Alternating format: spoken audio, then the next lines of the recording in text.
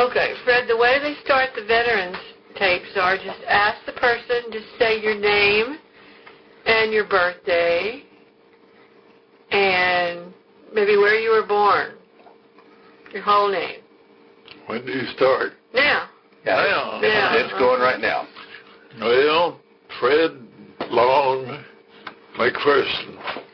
The Long comes from the sheriff of Hill County. I was born 7/11, 4 miles south of Grandview, Texas. And that 11 means 1911, right? That's right. November 7th, 1911. And we're doing this interview on October 11th of the year 2005. We're in Itasca, Texas, and you're hearing Tom and Angie Fryer from Manhattan, Kansas, as well as Fred here in his home in Itasca. So, you were born out in the country. Yep. The oldest son. I was 12-pounder. At the time your daddy was teaching school? No. He was farming then. I was born up at Grandview, and then they moved to Sherman. Oh. And I don't recall any of that at all. But then we went from Sherman to Bishop, Texas. I remember arriving there. I do not remember Sherman at all, but I remember arriving in Bishop, Texas. And where's Bishop? Deep South Texas. Like in the valley? No, it's, well, it's right close to Corpus Christi. Is it still there? Yep, still there. I was there this year, looked for my old home, but I couldn't find it at all. Oh. And I don't know, it's a long story.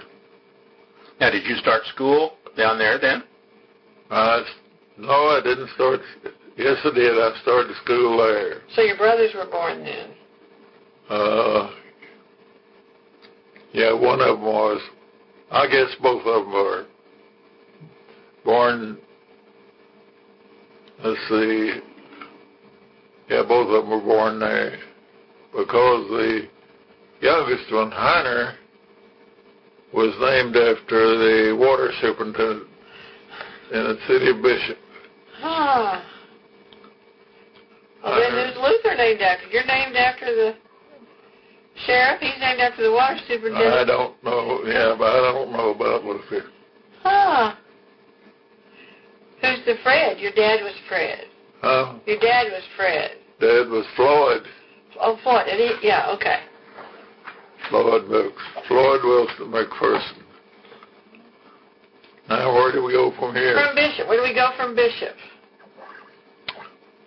Well, from Bishop, we went to the Gerald Ranch about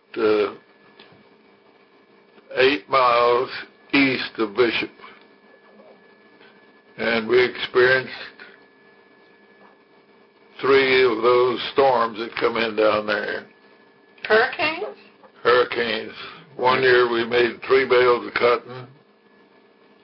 Next year we made 10 bales of cotton. And next year we didn't put a sack in the field at all. Wow. And that broke my dad, head of the family. And he loaded up had 4 big mules and a wagon and an old breaking plow. And he loaded up and went to the Rio Grande Valley. They were just opening up the country there. They had some big tractors that would try to pull the mesquite stumps out, but still, I can remember him on that plow when the old, even though it had a coulter ahead of the plowshare, he'd hit one of those stumps that they didn't get out, and it'd throw him plumb up with mules. Did you work in the field with him? Well, I was too young then, hon. Oh. I was about 6 years old then. Oh. So this would be what? Like this would be still like in World War I then, like in the teens, early 20s. Well, No, if he was 6 years old, it'd be. 1917, Yeah, which would be World War I.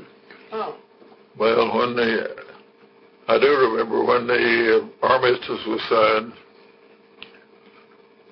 I was in school was out, but they had us up at the school for a parade, and they walked our little fannies off up there, singing and so forth.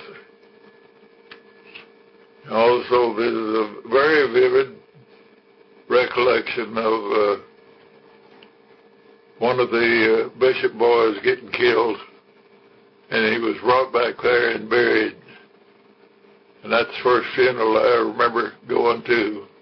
Oh, it was a sad situation. Right.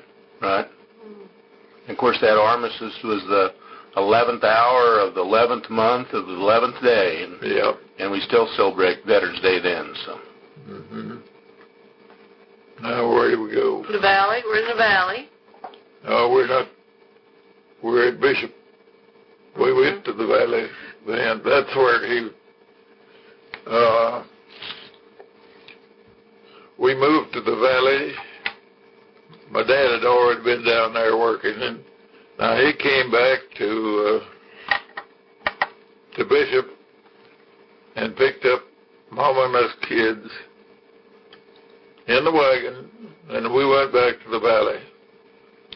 150 miles in the wagon. Wow. And we located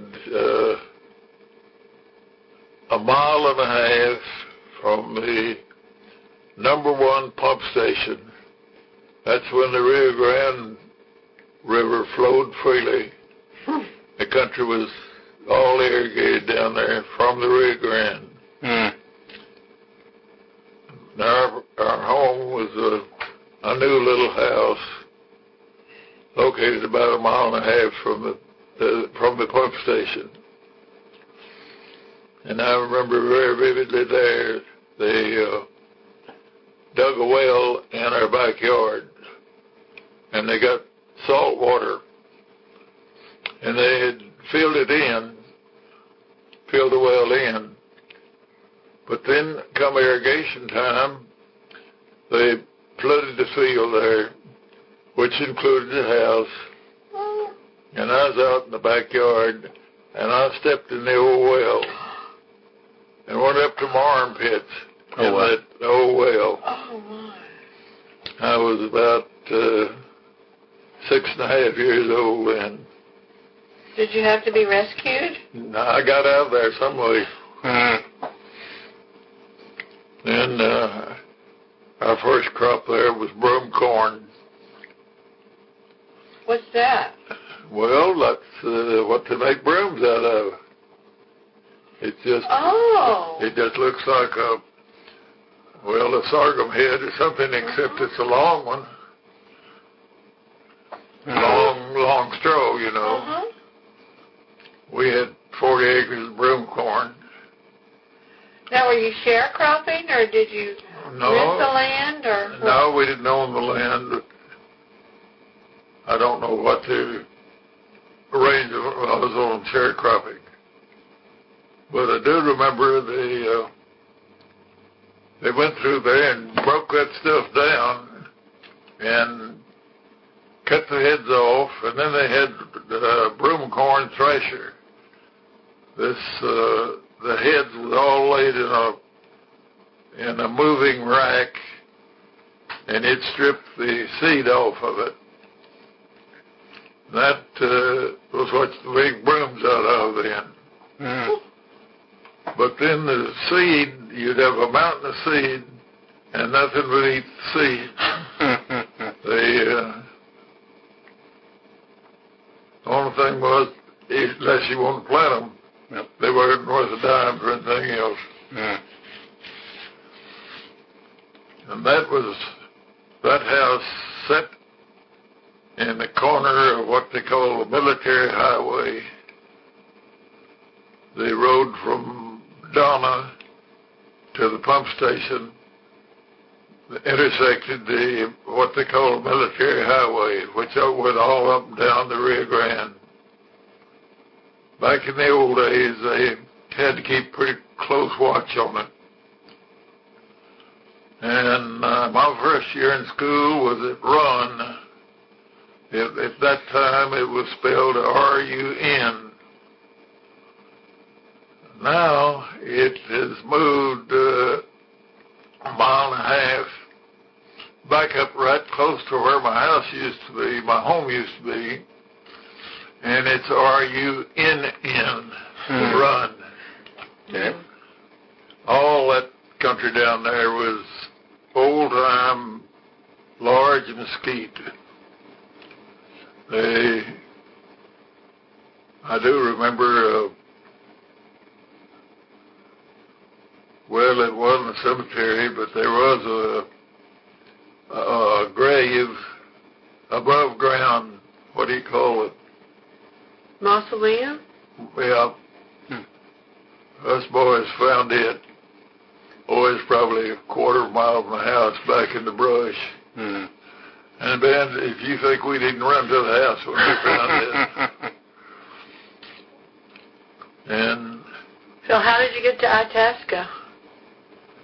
oh, it's a long story.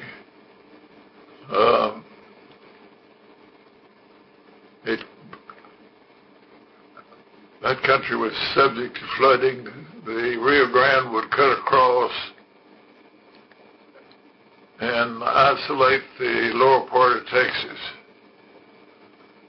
They had built what they called a drainage ditch, which was supposed to carry the overflow from the Rio Grande.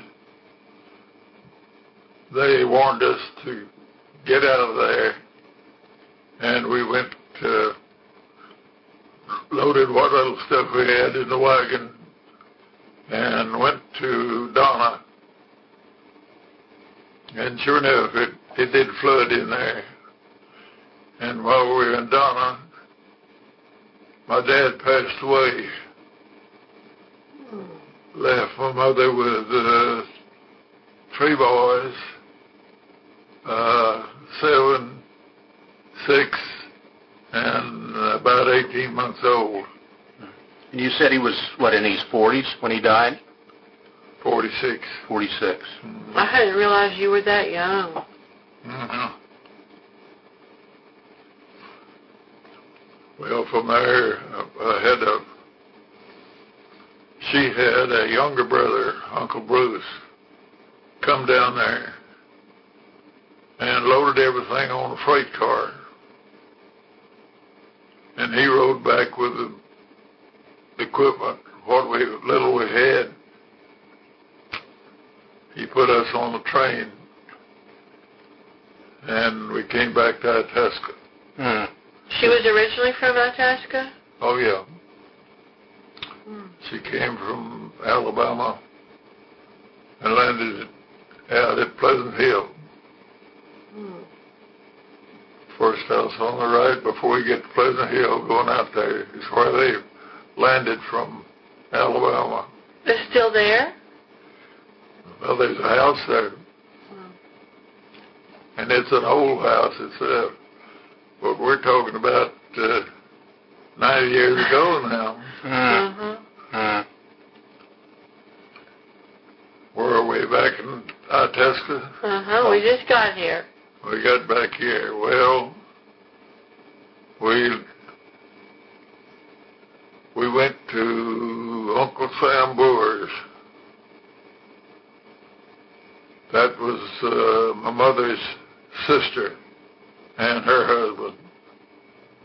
They were farming here? They were farming there. They had a house full of kids, and us 3 kids were left there. And my mother took a job nursing a an invalid by the name of Pascal. We'd walk over there once a week to see her. Crying all the way over there and back. But then finally we moved in with Uncle John. Well, actually in his nigger help house. It was fairly new, 2-room house. No ceiling in it. Pretty primitive. And I know that may have lasted 2 years. We had to walk school. There were no school buses or anything. I had to walk. Well, Lupe and I both had to walk to school. Nearly 2 miles. Was it regardless of temperature. Was it one of these one-room schoolhouses then? 2 rooms. 2 rooms, okay. 2-room schoolhouse. Remember anything about your teacher? Well, yes. I remember Alfred Clack was one of the teachers. Emerson was one of the others. But anyhow, that was a country school that taught through the 11th grade. That's all there was, isn't it? 11th grade, yeah. And I went through the 11th grade, and then my younger brother went. Mother couldn't send us both to town, but he went to Itasca to finish, and I reviewed the 11th back in the old school there. I don't know, about 13 years old, I weighed right 200 pounds. I was well nourished, I know that. Even though it was pinto beans one day, tomatoes, Irish potatoes the next. Okay. But we always had a garden and cow and chickens, you know. Great life. In school, did they have athletics like we know them? Did they have sports teams? They had 2-room school? We played baseball mainly. Okay. No, we had a basketball court, but we had to play. The boys and girls had to play together to have enough. Right. Okay. Yeah. We played with the girls' rules. What was your favorite sport? Baseball. Okay. Yeah. And did you know Alice back then? Oh, no. I didn't. I met her when I was 23. But you were both living here on farms here. Well, she was south of town, and I was 7 miles out the way. Oh. I remember I saw her. I didn't meet her, but the first time I saw Alice, who was later to be my wife, they lived on the farm, and they had a new lot fence and had a swinging gate on it. And she was pushing that gate open and then getting on it and riding it shut. Just a little brunette girl. She had brothers to protect her too, didn't she? Oh, she had 3 brothers. They really watched out for her. That was it. They went to school at Border Arc then, and I was going to Pleasant Hill. But anyhow, I was David Baker, which a cousin of hers lived out our way. And, of course, he visited with the other folks, and through him, that's where I first met her, swinging on that gate. Mm-hmm. And then as I grew up, got a little bolder, I got to run around, had with the boys out there. If I didn't have a car, I'd bum a ride. We'd go to Clark's swimming pool down near Hillsboro. And, yeah, we learned to make home brew. And, regular boys laugh. But then when I was about 22, I met my fate. It's a little girl. And at 23, well, I finally talked her into marrying me. And what were you doing for a living then? Were you farming? I was farming. I carried her home with me. I didn't have a place to carry her. I carried her home. And then a neighbor gave me, I think, 25 acres that I was to work on the halves. I was to work through his crop, but I get half of 25 acres. And we lived on a little house up on top of a hill on the old Morrison place, right near Brother Drew's Holler. And eventually, I remember very vividly one time, I might have been on a Sunday. We were a long way from church or anything. And we went up in Brother Drew's Holler, and I carried the shotgun up there. And I know it was against the law, but I shot at a buzzard. But I was on the side of the hill, and it kicked me backwards into a bunch of cactus. And there we were. I had to pull my britches down, and my new wife picked a pair out of my bow-huckers. Is Buzzard Goose Holler still there? Oh, yeah. That's what we called it, Buzzard Goose Holler. What happened to the buzzard you shot? Did you eat it? No, we didn't kill him. No. I just shot, that's all. Enough to embarrass you? And you said you were 23 years old, and I believe that date was September 2nd of 1934 then is when you and Alice were married. Do you remember much about that wedding? Where it was? Or? Well, I remember asking for her. The old man looked at me. Papa Baker? Papa Baker looked at me. I was 6'1" at that time and just weighed 153 pounds. I've been chasing the girls too much, I guess. But he saw the grin. He said, well, I think you can make a living for her. And that was it. And at that time, you had to have a physical. And so I went to Hillsboro and found a doctor and got a physical and got a marriage license some way. I don't know how I got it. And I come back to Itasca, and our brother Thompson of the First Baptist Church there married us. In Itasca? In Itasca. And then I carried... At the church? Did you get married at in the parsonage. In the parsonage? Yeah. And then I carried the little thing home with me. You said Alice was 90-something pounds? Huh? She weighed 90-something pounds? 98 pounds, soaking wet. But we had a wonderful life. And in 1934, that was during the Depression then, when all that happened. Well, from 29, when the Depression really hit. Yeah.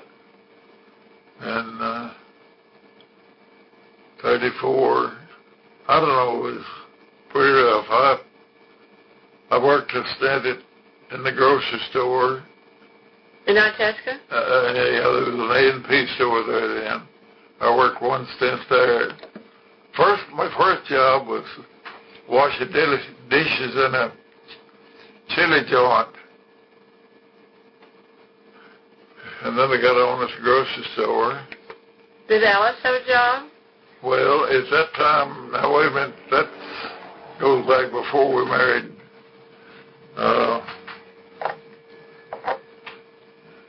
I guess we was married then. No, she didn't have a job, though.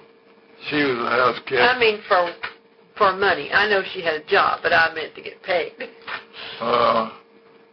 She was a house cat? Is that what you said? Yeah, she was a house cat. Bless her heart.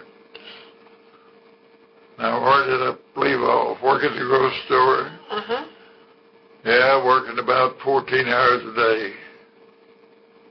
And I quit. It was just too much work for what I was getting out of it. I think I was getting $3 a day.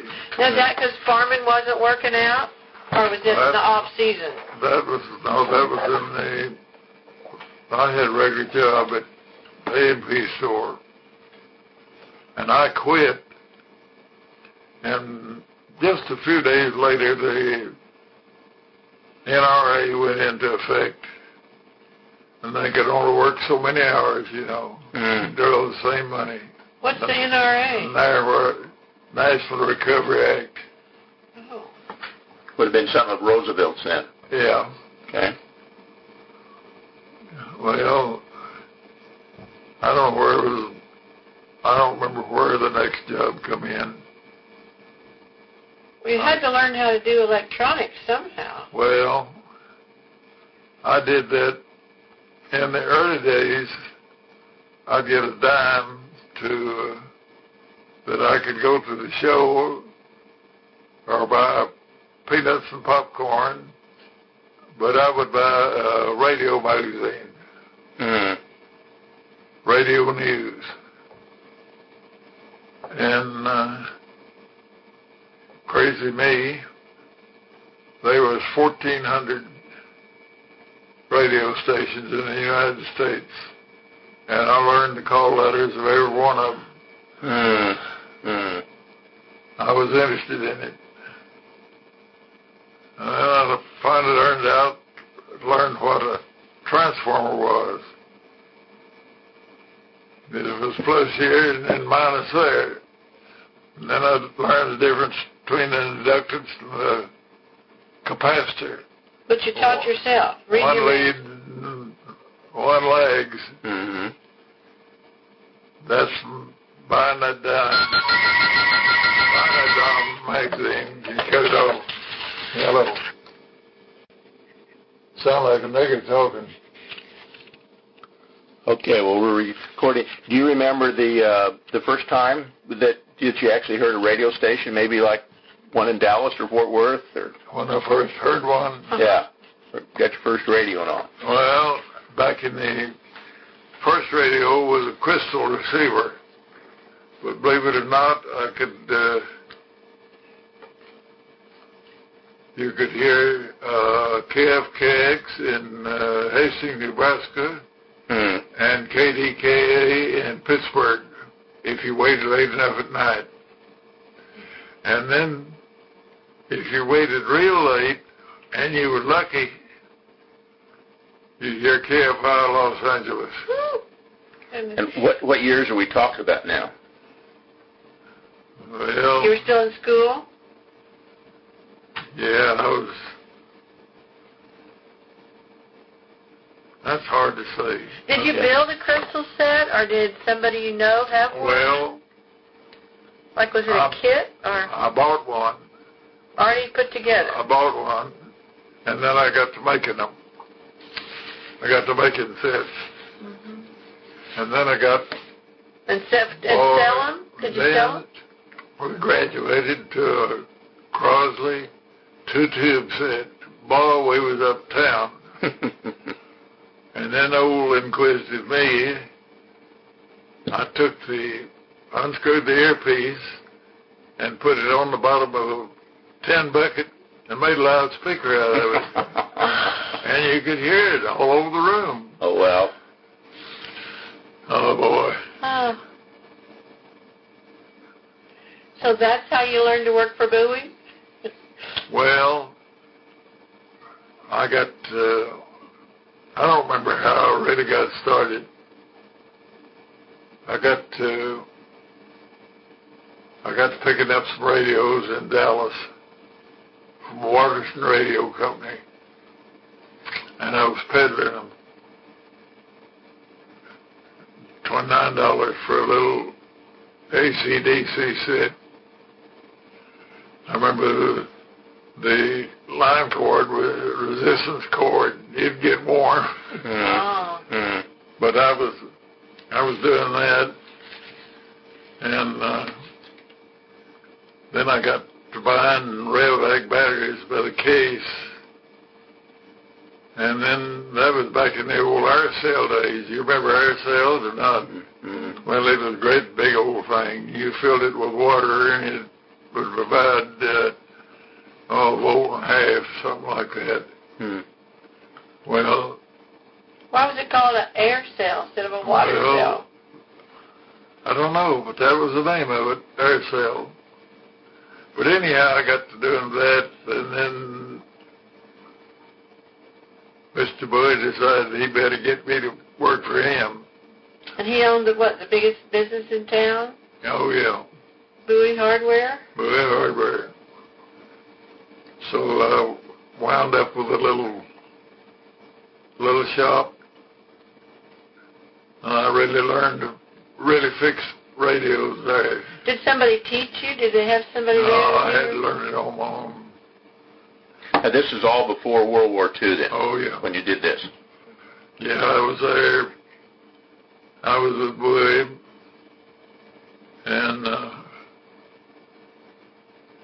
well, we had to go on the thing there, all right. And then along come 1942. And before 42, do you remember Pearl Harbor? Do you remember where you were that Sunday and what you were doing? December 7th of 1941? I was at home, I believe, listening to radio. Yeah, yeah. But anyhow, if I lose myself here,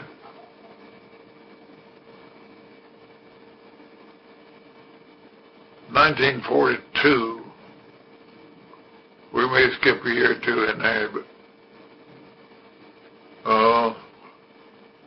we had a local National Guard unit, and they were called up for service.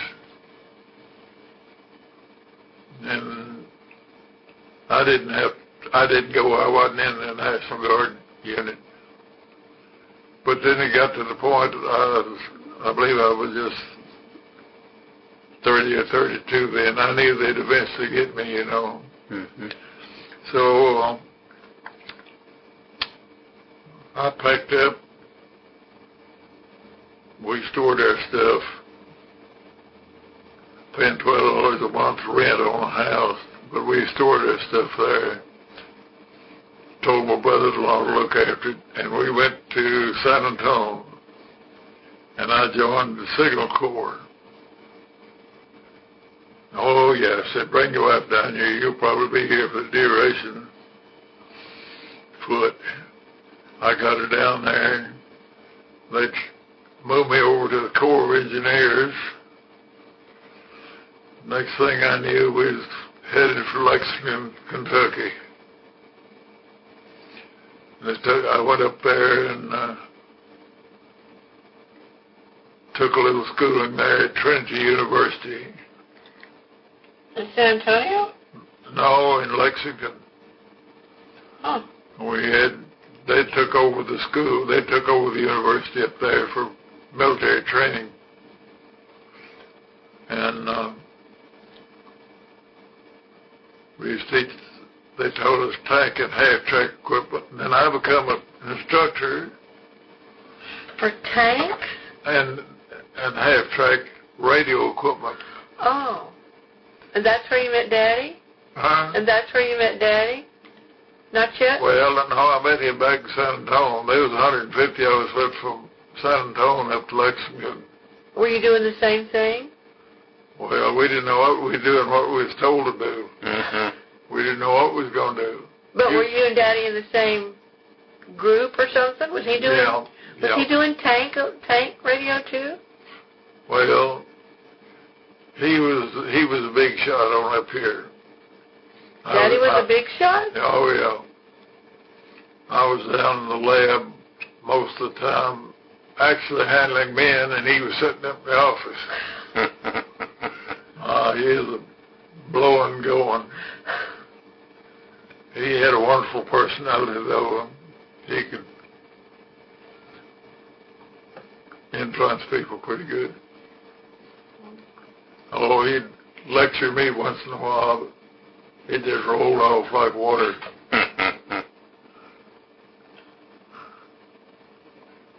This thing I'm looking at was talking about that you taught practical electricity and frequency modulation at some point when you're up there too then. Yeah. That was in Lexington? That was in Lexington. At an AFM school. And then you were in Lexington when Dickie was born. Well, let's see. That's where he would have probably been. They wanted to move us. They took a notion they wanted to move us to Red Bank, New Jersey, and we all decided we wasn't going to go. Didn't want to go. You didn't want to go with the Yankees, no, probably. And there was you couldn't change jobs in those days, so. But anyhow, there was a Lieutenant Gullich operating under the table. He got a phone call. He'd call us one time. Meet me at such hotel. I want to talk to you. And that's where recruited a bunch to go to Oak Ridge. Oak Ridge, okay. Now, you were in the Corps of Engineers, but you didn't wear a uniform? No, never did. But today the Corps of Engineers does. Huh? Today the Corps of Engineers does. I mean, they do, don't they? I think so. It all depends. On what your job is. But you never did there. No. Yeah. So they asked you separately, privately, if you wanted to go do something, and they didn't tell you what you were going to do, that's probably. Where they indicated they was going to send us to Red Bank, New Jersey. And he was recruiting for the Secret City. But you didn't know what? Oh, we didn't know. This probably would have been now would this have been 43 then maybe? 43, maybe even 44? Some latter part of 42, I believe. Maybe 42, okay. Things is happening fast then. Yeah. The old, Bill, what's his name? And anyhow, he had been working for WBAP. He was an engineer at WBAP. Radio. And I was thrown in with him. And I wasn't supposed to talk or anything, but we got together and the old boy pretty well figured it out, what was fixing to happen. That's where we got into that U-235, U-238 separation plant. Yeah, at Oak Ridge. Yeah. When we got down there, they showed us some prints on it. He had some snuff. He could sort of look ahead. I went in as a mechanic, went on to a master mechanic, and finally wound up building superintendent, electrical superintendent. Mm-hmm. And what did Daddy do? Different? He was electrical superintendent. I became superintendent of 9201-1. Was that a building? Yeah, and he was down in another building. We was the starting of the thing, and then it just progressed. Then, on this process, electromagnetic separation process, it would, it was in our place, nothing was critical. As you went on down to number 2 and number 3 and number 4, it would become critical. You couldn't get it close together or anything, Yeah. When you first moved to Oak Ridge, there probably wasn't very much there. We living like, was it like a tent city initially? That's right. Did you live in a tent? No, they showed up. They could throw up a house. They could throw up 10 houses a day. I mean, it was that important, you know. Is that what was called Easter eggs? Huh? Is that what was called Easter eggs? Well, I remember Mom and Alice talk about these Easter. things, they would be the center portion here, be a downstairs, and be an upstairs, and then 2 downstairs here. In other words, you could have 4 sets of people in one house. Oh, wow. And we wound up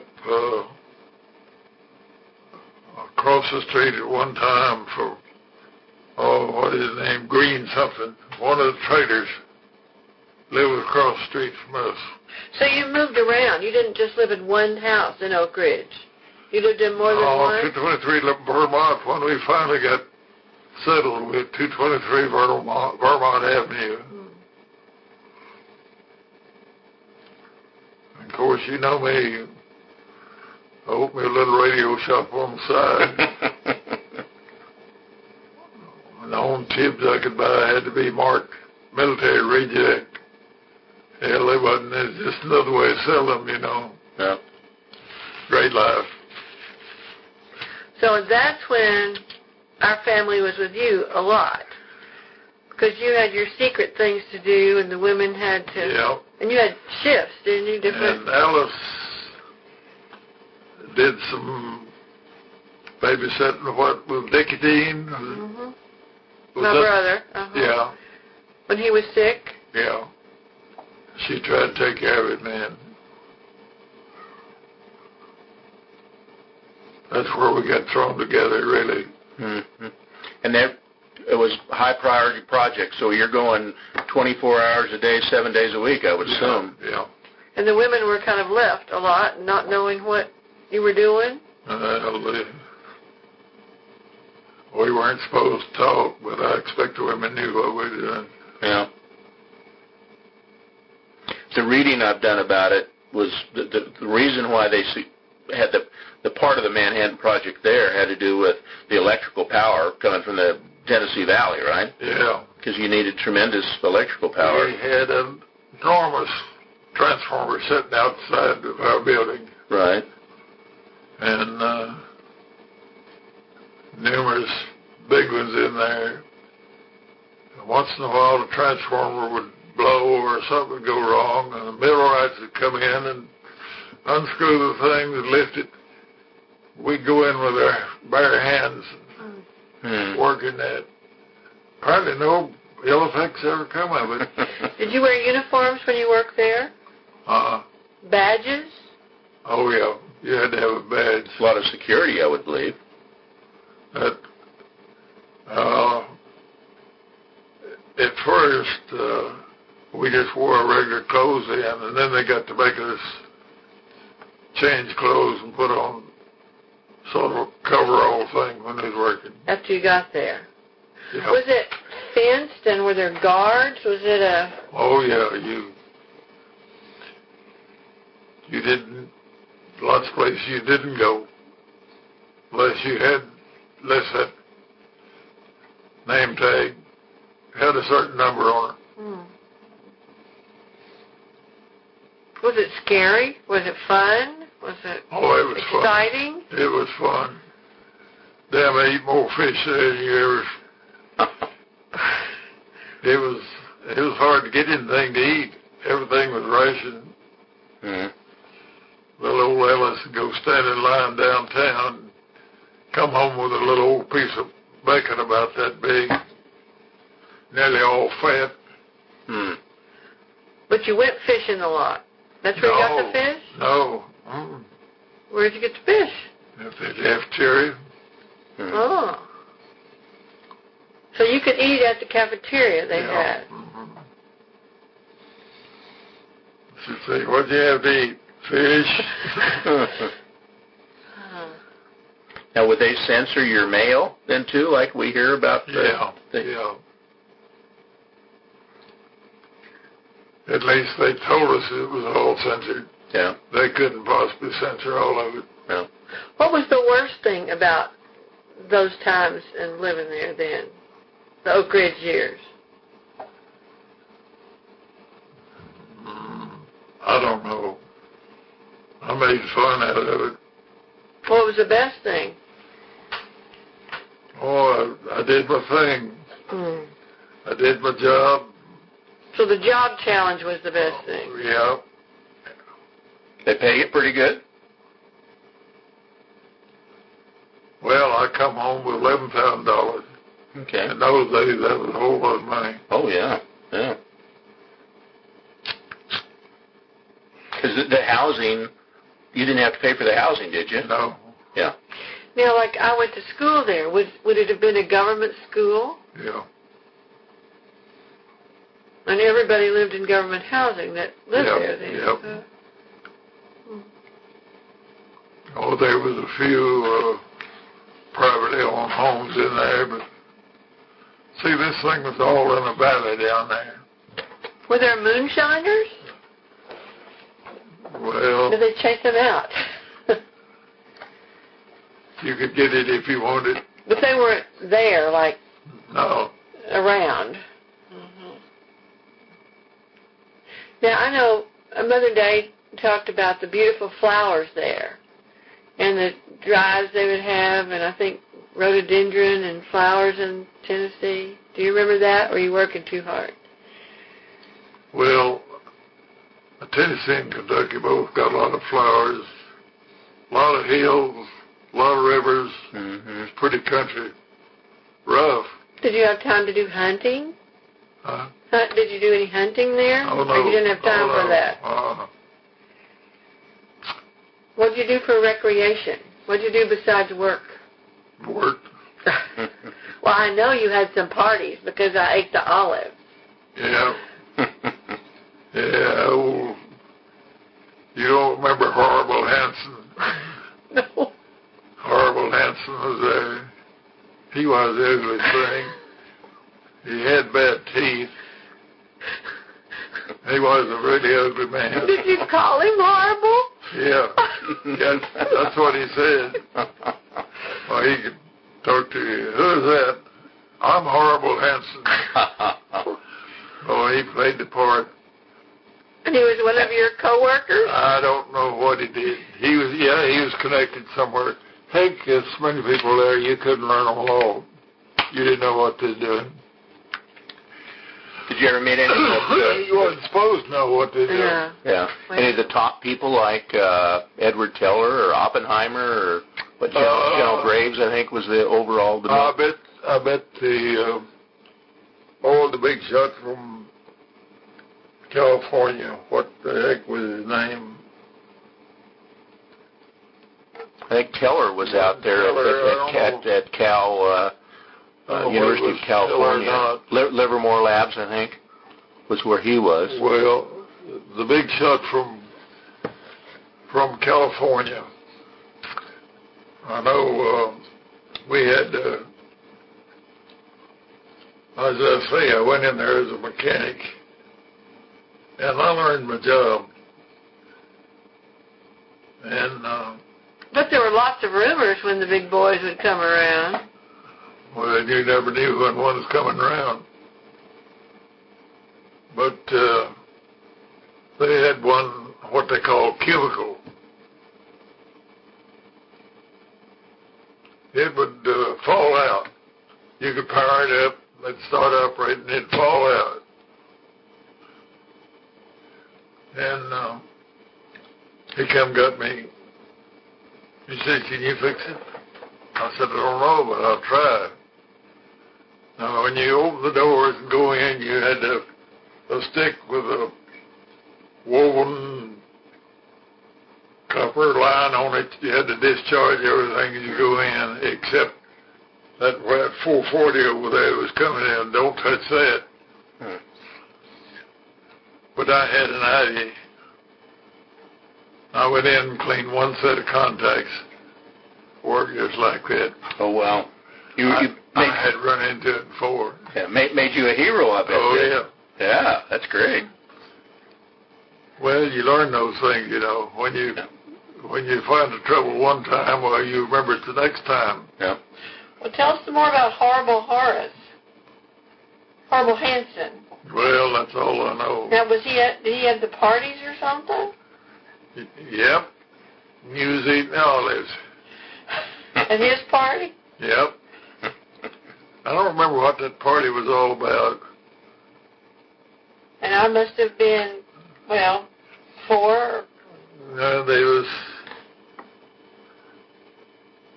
Claude Horn and his wife, and Alice and myself, and Dick Hooper and his wife, and R.D., Gertrude. I don't know what the occasion was.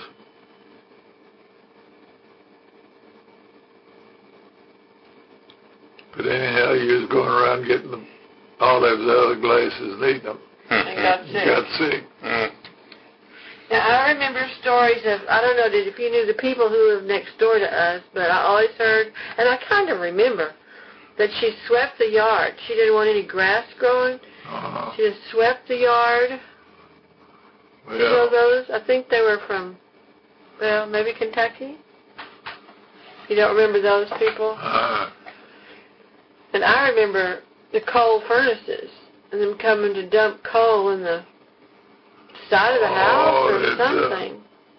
In those apartments, we had janitors, and the coal was some of it just coal dust. And they would shovel it in there. He'd sit there and smoke, and then boom! And he'd blow it out the vents in the house. Did it get cold in the winters there? Oh, yeah. Snow on the ground. And where were you when they dropped the bomb? I don't remember. Did you know that's what you were working on?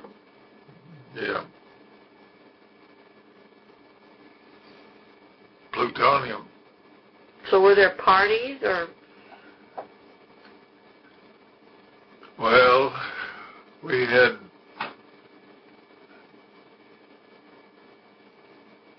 what they called a track, big as a football field.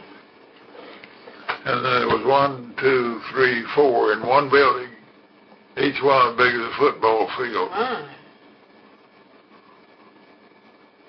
Electromagnetic. Magnet city here.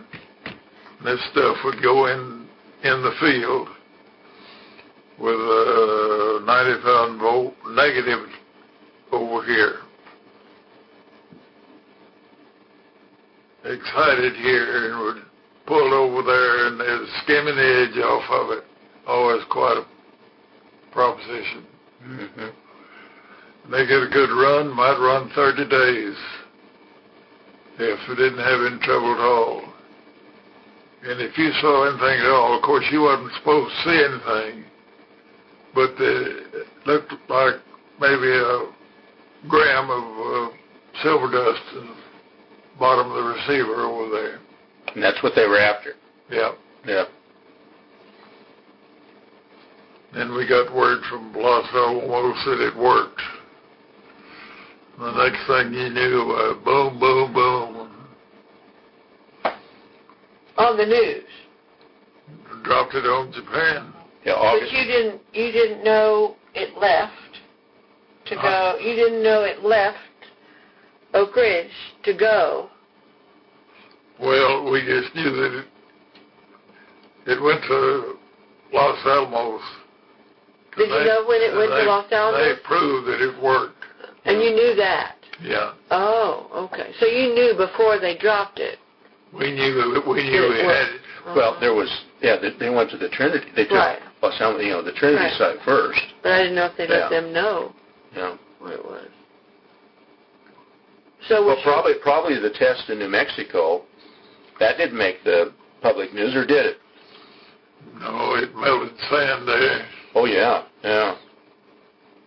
But you all knew it. Or you just Well, kind of we guessed just at got it? the word that it worked. Yeah, Uh-huh. yeah. They didn't have to tell us how well or anything. They just said it worked. Uh-huh.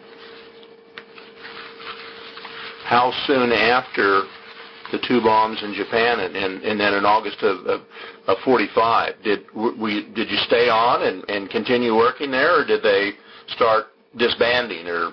Well, about a month later, you sort of had an option. You could stay or not stay. Hmm. And boy, I had enough of it. Because you were ready to get back to Texas? You bet you. So then what'd you do? I'd accumulated a little money. And, I come back and went to work for Boys. And where'd you live? Is that when you lived in the duplex?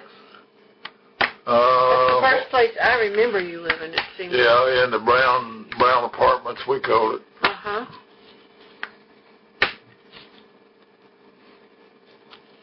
So then what? You worked for Bowie's. Yep. For more than radio, all the appliance department then. Right? Well, we had 7 stores. I didn't know that. I was general manager over the whole thing. Where were the stores? Well, there was one in Waxahachie, one in Grandview, one in Itasca, one in Whitney, one in Hillsboro. I forget where the other one was. But it took a while before you were manager of all those. It wasn't when you Yeah. first came back, was Yeah. it?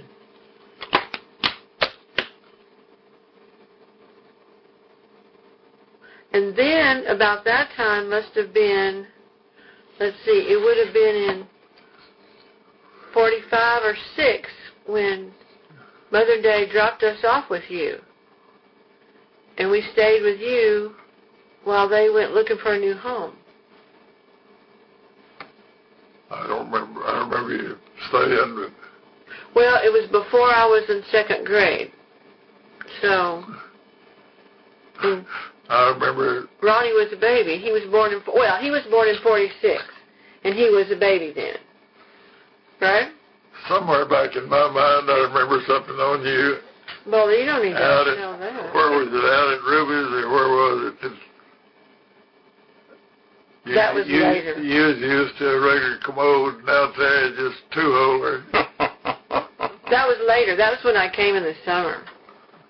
That was bad. I wouldn't spend the night. I was not out on the farm, and I wouldn't spend the night. And did I have to call you to come get me?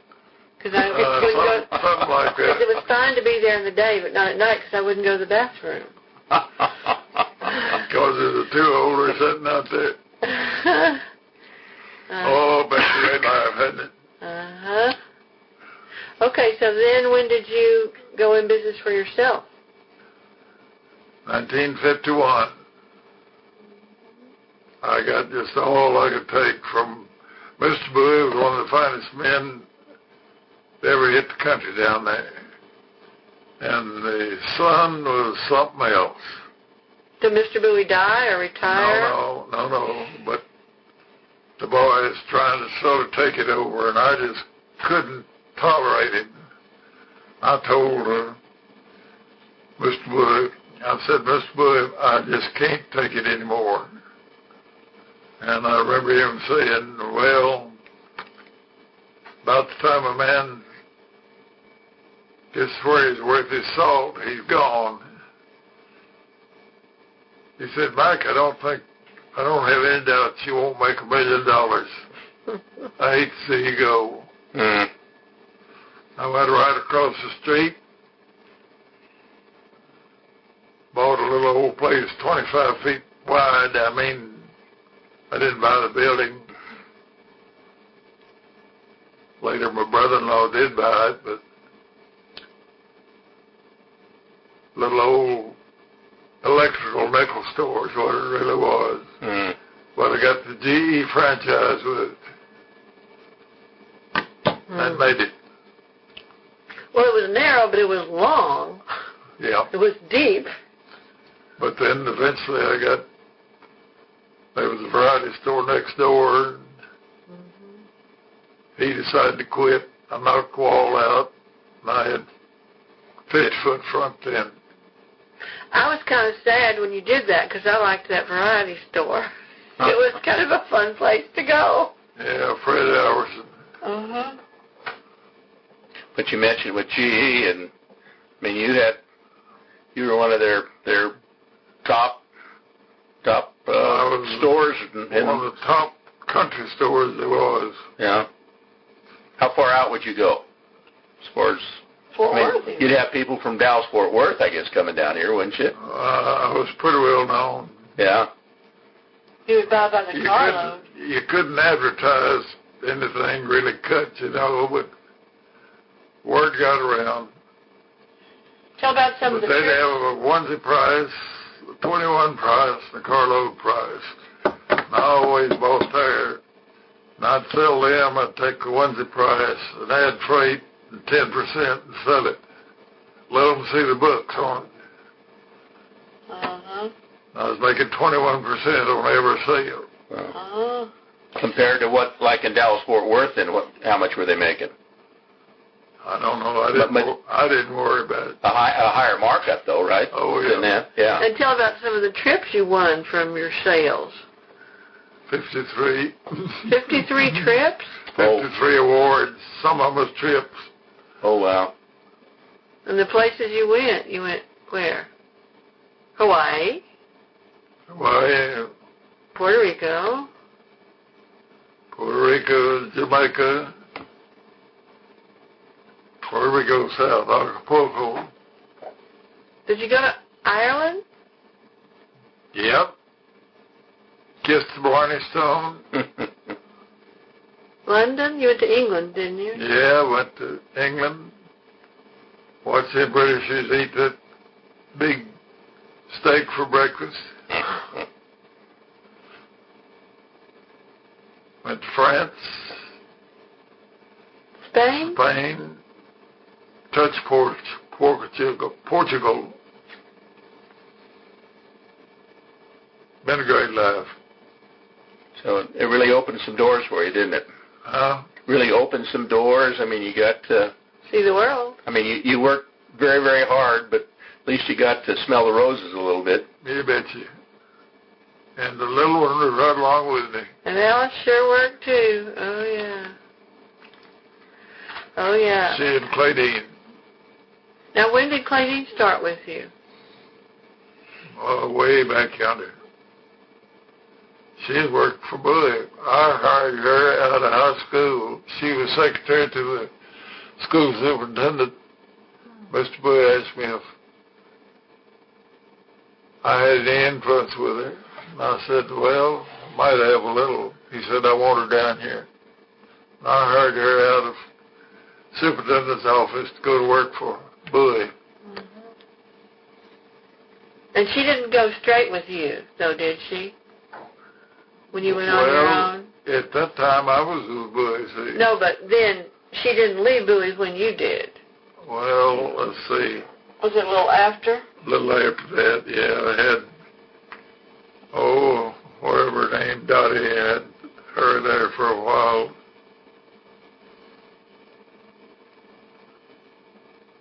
Anyhow, it was great. Tell about Ron coming down here. Huh? Tell about Ron coming down here. During the summer. When Ronnie would come down Well, 17 summers. That many times he came. 17 summers. And I don't know how many. I remember him saying, well, I got to shape up. Got to get my manners back. To go home. Yeah. Now, I don't know how many Hard, summers. he was strict on him. Uh-huh. He was hard on him. I don't know how many summers I came, but, of course, it's the first place both of us drove a truck. Couldn't peek over the steering wheel, but we got to drive. It's the first place I wore earrings. First place I wore fingernail polish. I think it's the first place I shaved my legs. We got to make the rites of passage here. And always your wonderful... That thing been running all the time? Always your wonderful garden. Oh, my goodness, your okra and all your... Yeah, down at the old house I had a big garden space. Pears, apples. Yeah, I had cantaloupe. 2 apple trees, and I put those out. People said, "Ah, shucks, it's big old delicious apples." Earlier today, going back to you, I guess it was your dad and his brother, and you talked about, was it double cousins or something? Was they married sisters? Yeah. Could talk about that just a little bit. Well, my dad's name was Floyd, and the other man's name was Ford, McPherson, and they married sisters. And Floyd only had 3 sons, and Ford went to Oklahoma and tried to populate Oklahoma. And what were the sisters' 5 names? boys and 3 girls. What were the sisters' names? I always knew your mother just as Miss Mack. My mother's name, Pearl. I never knew that. And her sister? Baby. So that's why you have all the double cousins. Yeah. I don't know. Let's see, in boys, their family, there's Uncle Bruce, and Uncle John, and Uncle Ross, and Uncle Jim. That's 4. Seems like there's another one, the boys in Mama's family. And then Mama and Betty and Evie and Virginia. And I believe there's 5 girls in the family. Change the subject a little bit, but you were telling us today as far as being in Rotary in Itasca and in Optimus. No, Lions. Lions. Tell us a little bit about those. Well, I had 10 years perfect attendance in Rotary, and I got sick, and they wouldn't excuse me, wouldn't give me an excuse, and so I dropped out and joined the Lions Club, and I had 10 years perfect attendance there. And you were probably president of both clubs at one time, too, weren't you? Yeah. And mayor? And mayor? Well, I had 2 terms as mayor, I think, and mayor pro tem, I don't know how long. Tell about when you were, I guess, chairman of the cemetery, and the lady wanted to bury her dog. Well, I don't, that sort of gets, that's Uncle John's second wife. Oh, it was a relative. Yeah. No, he despised that dog. Despite him, after he had died, she buried the dog on top of his.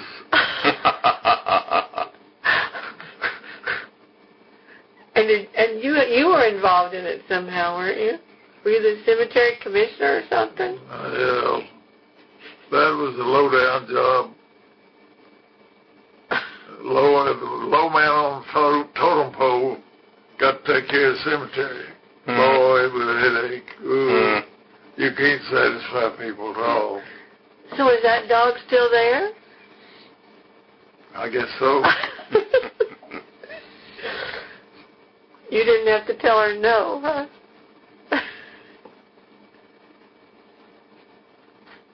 Oh, boy. Sounds like all the things you've been in, though. You've really been Mr. Itasca in so many different ways. Now tell about Alice. Alice worked so hard at the store, but she always looked like a beauty queen. She always had perfect hair and was dressed perfectly. I know she made most of her clothes for so many years. Well, she didn't come down until about 9 o'clock. She'd come tripping in the door, She walked very lightly. She didn't weigh 98 pounds. The boys would see her come in, and then stop, and she, oh, it was pitiful. But she couldn't do nothing but laugh. I don't think I ever saw Alice mad.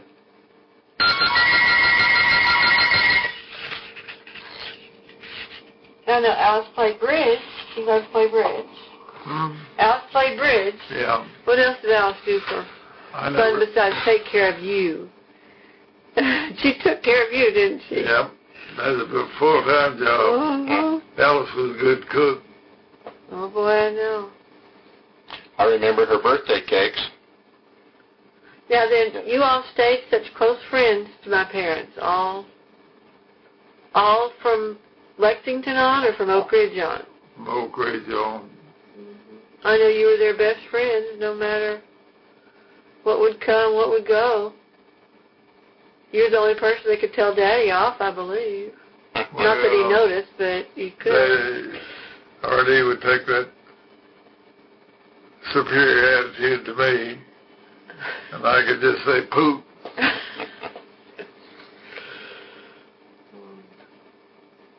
I hadn't heard about your days. You said when you left here, you originally started there in San Antonio then. Do what? Wait, when you left here prior Joined the Signal Corps. Joined the Signal Corps, that you went to San Antonio first. Yeah. So, and whereabouts at Fort Sam Houston down there, or one? Yeah. Yeah, Fort Sam Houston. But you weren't there very long, I guess. No, I remember that miserable morning.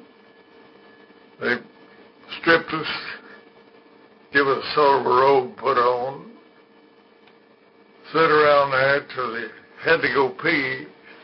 And then when they finally got around to you, they wanted you to pee again. So you had to have physicals just as if you were going in the Army. Yeah. Oh. Oh, boy. Now, what else you want to tell us? What else do you want all the grandkids to know? Nah, it's been a great life, I'll just say that. And it's just about a month and you'll be 94 years old. Yep. Old finger works pretty good. I've sure been blessed. Done a lot. You had birds a lot. I don't know how many. I don't know how many birds you had.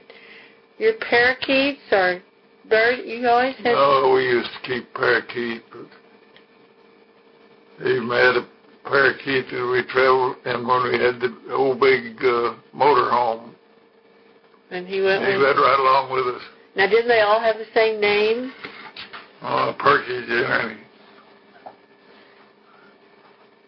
No, until you had the three RVs. And then we haven't talked much about those motor homes. Oh, your retirement. When did you retire? 89, I believe. You sold the store then? And that was hard to leave, or you were... Well, we just got tired.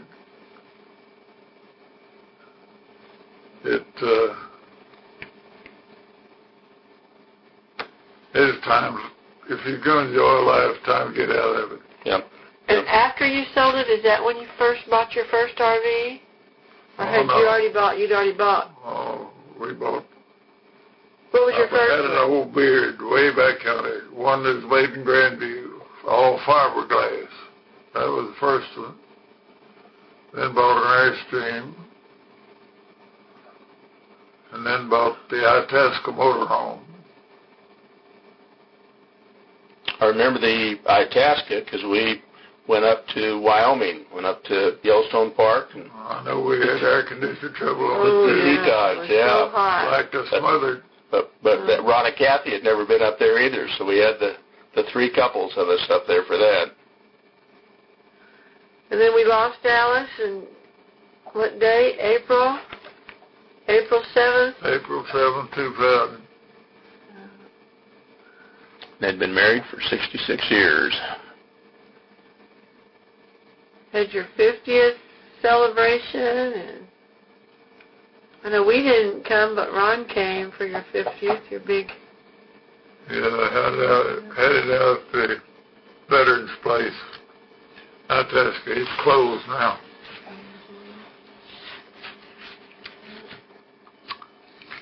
What are some of the things Alice cooked you liked? What are some of the things Alice cooked that you liked the best?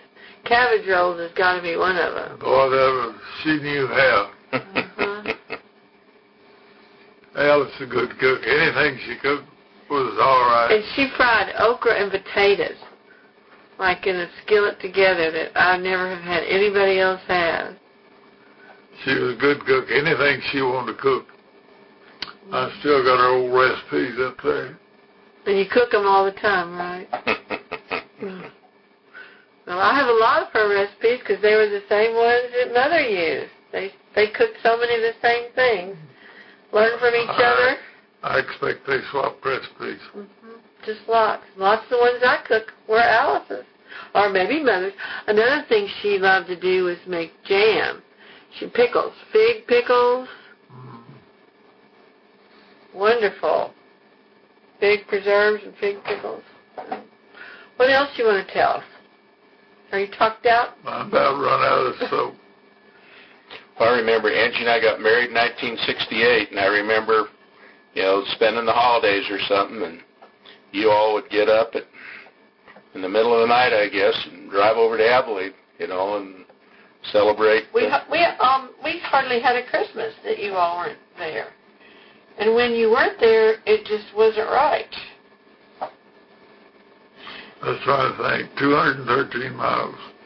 And I think of all the Thanksgivings you were there, but we didn't have Thanksgiving dinner till Sunday because you all would be off hunting. What was the old address out there? 841 Elmwood. Elmwood. But you all would be hunting on Thanksgiving. And then we'd have Thanksgiving dinner on Sunday, and you'd climb the pecan trees. Maybe that's more Christmas.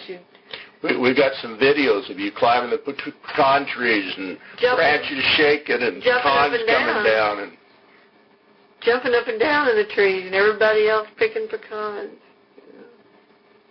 I used to be real active. You still are, Fred. But is today. You were out there with your kitty cat out in the yard this afternoon. Well, we thank you for sharing all this and letting us record it.